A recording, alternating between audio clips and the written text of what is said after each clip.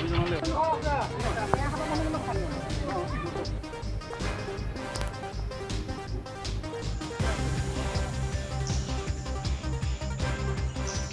মই বৰ্তমান উপস্থিত আছো দুলিয়াজান বিধানসভা সমষ্টিৰ অন্তৰ্গত লেঙাই গাঁও পঞ্চায়তৰ এখন গাঁওখন ৰঙামাটি। এই গাঁওখনত আহি এটা বস্তু আমি দেখিবলৈ পালো, আমাক ৰাইজে নিমন্ত্ৰণ জনাইছে। নিমন্ত্ৰণ মৰ্মে আমি আহি দেখিলো এটা পথ মোৰ সহযোগীক দেখাবৰ কাৰণে দেখুৱাব মোৰ সহযোগীয়ে দেখুৱাব এটা পথ ইয়াতে নিৰ্মাণ হৈ আছিল। RIDF অধীনত যি চৰকাৰী প্ৰায় 1 কোটি টকাৰ এই ফাণ্ডৰ জৰিয়তে এই PW বিভাগৰ জৰিয়তে যি কাম আৰম্ভ হৈ আছিল, এই কাম কিন্তু প্ৰায় 6 মাহ ধৰি এই ধৰণে পৰি আছে।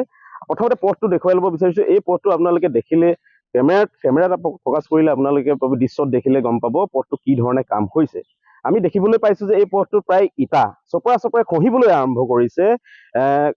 যাৰ যিটো চাইড বাম থাকিব লাগে, পকাৰ পিলাৰৰ যিটো চাইড বাম থাকিব লাগে, সেই পিলাৰো বৰ্তমান ইয়াত দিয়া হোৱা নাই। আমি বিভিন্ন খবৰ অনুযায়ী গম পাইছো যে এই পথটোত যিসকল ইঞ্জিনিয়াৰ তেওঁলোকৰ পৰ্যবেক্ষণ নথকাৰ বাবে ঠিকাদাৰে এই ধৰণে কাম কৰাৰ ৰাইজে আমাক জানিবলৈ দিছে। আৰু মোৰ সৈতে অসম জাতীয়তাবাদী যুৱ ছাত্ৰ পৰিষদৰ আঞ্চলিক সভাপতি মোৰ সৈতে আছে। মই তেওঁৰ পৰা জানিব বিচাৰিম এই ধৰণে আচলতে ডিপাৰ্টমেণ্টৰ কামবিলাক হৈ আছে নেকি আমাৰ এই দুলিয়াজান বিধানসভা সমষ্টিত, কি ক'ব এই মুহূৰ্তত?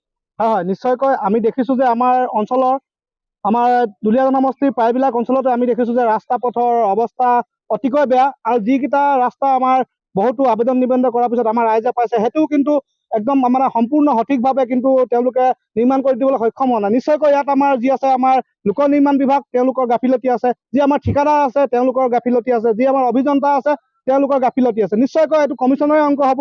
আপোনালোকে নিশ্চয় ইতিমধ্যে ধৰিব পাৰিছে ৰাইজে, যিহেতু ৰাস্তা বনিছে, গতিকে ইয়াত আমাৰ সহজ সৰল ৰাইজ আছে, দুখীয়া ৰাইজসকল তেওঁলোকে প্ৰায় দিনটো কামলৈ নগলে খাবলৈ নোপোৱা নিচিনা খাটি খোৱা লোকসকল আছে। তেওঁলোকে শ্ৰমিক বাগানতে কাম কৰে বা কোনো এজন তেওঁলোকে বেলেগ ধৰক কাম কৰি জীৱিকা নিৰ্বাহ কৰি আছে। গতিকে এনেকুৱা আমাৰ ৰাইজক ঠগাটো কিন্তু আমি কোনো কাৰণতে সহ্য কৰিব পৰা নাই। আৰু যিসকল ঠিকাদাৰ আছে, যিসকল অভিযন্তা আছে, তেওঁলোকে নিশ্চয়কৈ জানিছে যে এইটো অঞ্চলৰ ৰাইজ সহজ সৰল, এওঁলোকক ঠগিব পাৰিব। গতিকে সেই অনুপাতে তেওঁলোকে নিশ্চয়কৈ ৰাইজক ঠগি ৰাস্তাটো আজি এনেকুৱা ধৰণৰ দুৰ্নীতিপৰায়ণভাৱে তেওঁলোকে নিৰ্মাণ কৰিছে। আৰু আমাৰ যি আছে আমাৰ টেঙাখাটৰ যি আমাৰ লোক নিৰ্মাণ আছে SDO অৰূপ কলিতা ডাঙৰীয়া, তেওঁৰ অধীনতে আমি দেখিছো যে প্ৰায়বিলাক ৰাস্তাই দুৰ্নীতি হৈছে। আৰু আমি প্ৰায় আগতে দেখিছো যে এনেকুৱা শৰ্মা সুপাৰী যিজন ঠিকাদাৰ আছে, তেওঁ তেলপানী অঞ্চলত এনেকুৱা ৰাস্তা এটা দুৰ্নীতি কৰিছিলে, সেইটো আমি বাতৰি পৰিৱেশন কৰিছিলো। গতিকে আমি SDO জনকো ক'ব বিচাৰিছো যে আপুনি অলপ তত্ত্বাৱধান দিয়ক, আপুনি অলপ চকু কাণ ৰাখক, আপোনাৰ যিসকল অভিযন্তা তেওঁলোকক আপুনি নিৰ্দেশ প্ৰদান কৰক যে আমাৰ ৰাস্তাসমূহ সঠিকভাৱে কিয় হোৱা নাই, আপুনি তেওঁলোকৰ খতিয়ান ল'ব লাগিব। যদি আপুনি অফিচত বহি আপুনি কমিশ্যন খাই এনেকুৱা ধৰণৰ কামবিলাক কৰে, কিন্তু আমি অসম জাতীয়বাদী যুৱ ছাত্ৰ পৰিষদ টেঙাখাট আঞ্চলিক সমিতিয়ে কোনো কাৰণতে সহ্য নকৰো। আৰু অনাগত যদি আমি এটা সময়সীমা মানিছো, খুব বেছি আমি 10 দিনৰ সময় দিছো।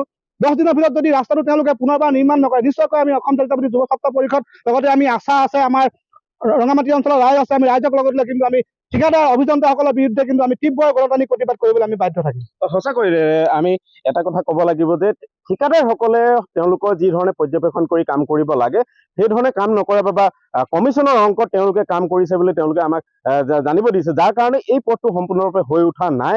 আৰু ঠিকাদাৰসকল গাফিলতিৰ বাবে এই ধৰণে কামবিলাক হোৱা নাই। সহজ সৰল মানুহক ঠগি খোৱাৰ চেষ্টা তেওঁলোকে কৰিছে ঠিকাদাৰসকলে। আৰু মোৰ সৈতে আৰু এজন যুৱক আছে এইখন গাঁৱৰে, তেওঁৰ পৰা জানিবৰ কাৰণে চেষ্টা কৰিম। একচুৱেলি আপুনি এইখন গাঁৱৰে এজন যুৱক, আৰু কি ক'ব এই মুহূৰ্তত আমি দেখিবলৈ পাই পথটি অতিকৈ বেয়া, কি ক'ব এই মুহূৰ্তত? হয়, আমাক মুঠতে ৰাস্তাখন ভাল লাগে। আমি সদৌ অসম আদিবাসী ছাত্ৰ সন্থা হৈ আমি যিজন মানে বিধায়ক ইয়াত বনাইছিলে, যিহেতু ক'বলৈ গ'লে তেৰেছ গোৱালা হওক, MLA MP হওক, সেইসকল অতি সোনকালে মানে শীঘ্ৰে বনাই দিব লাগে। আৰু আমাৰ ইয়াৰ যুৱক বা ৰাইজসকল আছে, আমি আদিবাসী ছাত্ৰ সন্থা হৈ আমি সহযোগ বা আছো ইয়াত, তো আছে আমাৰ দাদাসকল, তেওঁলোকৰ পৰাও অতি সোনকালে এই পথটো সম্পূৰ্ণকৈ হৈ উঠাটো আপোনালোকে বিচাৰিছে।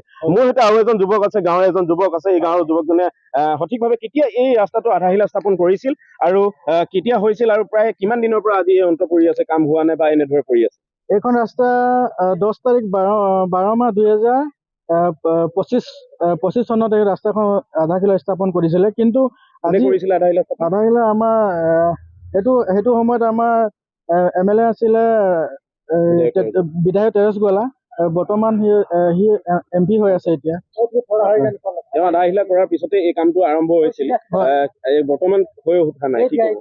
হয়, আমি এটাই কথা ক'ব বিচাৰিছোঁ যে আমি এতিয়া বৰ্তমানৰ যি আমাৰ MLA ৰামেশ্বৰ তেলী ডাঙৰীয়াক আমি এটাই কথা জনাব বিচাৰিছোঁ যে এই ৰাস্তাটো অতি শীঘ্ৰে ৰাস্তাটো কি হৈছে, কিহৰ কাৰণে নাই হোৱা, সেইটো তদন্ত কৰি আমাক সেই ৰাস্তাখন অতি শীঘ্ৰে আমাৰ ৰাইজৰ বাবে মুকলি কৰি দিবলৈ আমি তেখেতক অনুৰোধ জনাইছোঁ। অন্যথা আমি যদি এই ৰাস্তাখন আমাৰ অতি শীঘ্ৰে যদি হৈ নুঠে, আমি প্ৰতিবাদ কৰিবলৈ আমি বাধ্য হ'ম। সঁচাকৈ এটা কথা ক'ব লাগিব, তেওঁলোকে অতি সোনকালে যদি বিধায়কে বা বিভাগীয় কৰ্তৃপক্ষই পথটো অতি সোনকালে যদি নিৰ্মাণ কৰি নোতোলে, তেওঁলোকে পৰৱৰ্তী সময়ত তীব্ৰ প্ৰতিবাদী কাৰ্য